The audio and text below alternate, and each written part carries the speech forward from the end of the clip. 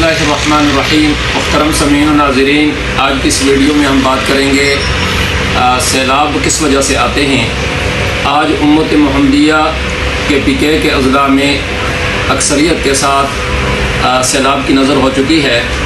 اللہ تعالیٰ کی طرف سے یہ قدرتی آفات آسمانی جو ہوتی ہیں یہ کس وجہ سے نازل ہوتی ہیں،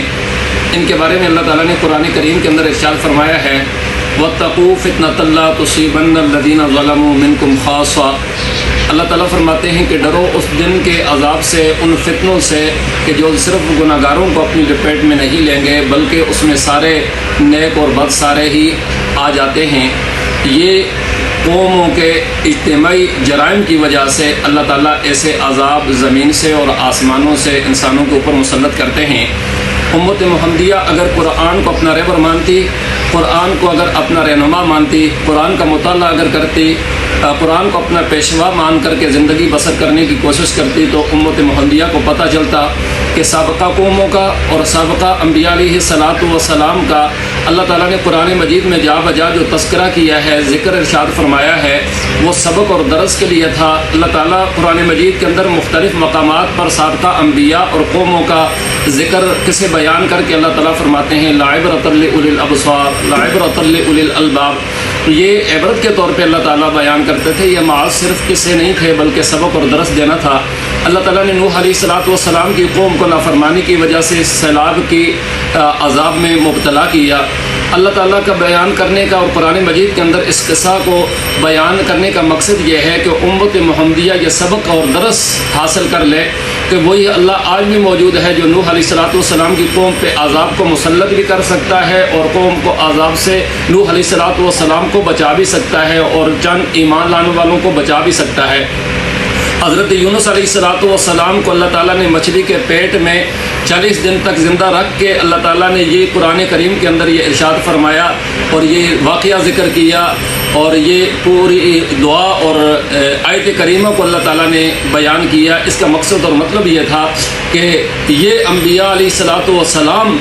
یونس علیہ الصلاۃ والسلام جیسے عظیم پیغمبر کو اللہ تعالیٰ مچھلی کے پیٹ میں اس وجہ سے 40 دن تک زندہ رکھنے والا وہ رب آج بھی موجود ہے اور ان قوموں کے اوپر عذاب مسلط کرنے والا رب آج بھی موجود ہے۔ آج امت محمدیہ کی PK کے اضلاع میں اکثریت جو ہے وہ سیلاب کی نظر ہو چکی ہے، تو اس کا حل قرآن کریم کے اندر موجود ہے، کیونکہ اسلام کامل اکمل مکمل ضابطۂ حیات ہے۔ تو اس سے مطالعہ کرنے سے ہمیں اس پرفتن دور میں، اس مصیبت والے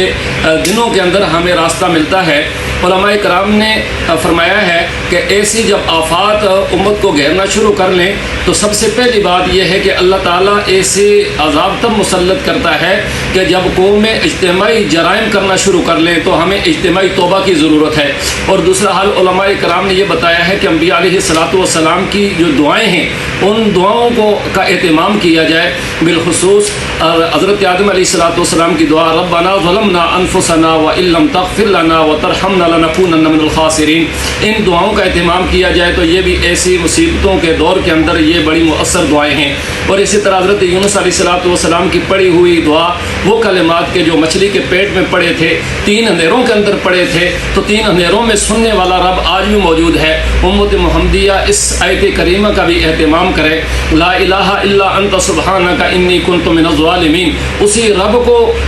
کائنات کا پالنہار سمجھے، اسی رب کو ان عذابوں کے اوپر قدرت والا سمجھے اور یہ عقیدہ درست فرمائے اور اللہ تعالیٰ اس سے بچنے کی امید رکھے اور اللہ تعالیٰ سے دعائیں مانگے۔ آج امت محمدیہ کی اکثریت انسانی ہمدردی کے وہ ذہن رکھنے والے جو غیروں کی تہذیب اپناتے ہوئے وہ انسانی ہمدردی کے تحت مدد کرنے کے لیے تو چلتے ہیں لیکن اجتماعی توبہ کی طرف نہیں جا رہے۔ اجتماعی توبہ کی دعوت اور تبلیغ اور درس یہ امت محمدیہ کو نہیں دیا جا رہا۔ آج امت کو اجتماعی توبہ کرنے کی ضرورت ہے تاکہ ایسی قدرتی آفات سے ہماری حفاظت ہو سکے۔ اللہ تعالیٰ ہمارا حامی و ناصر۔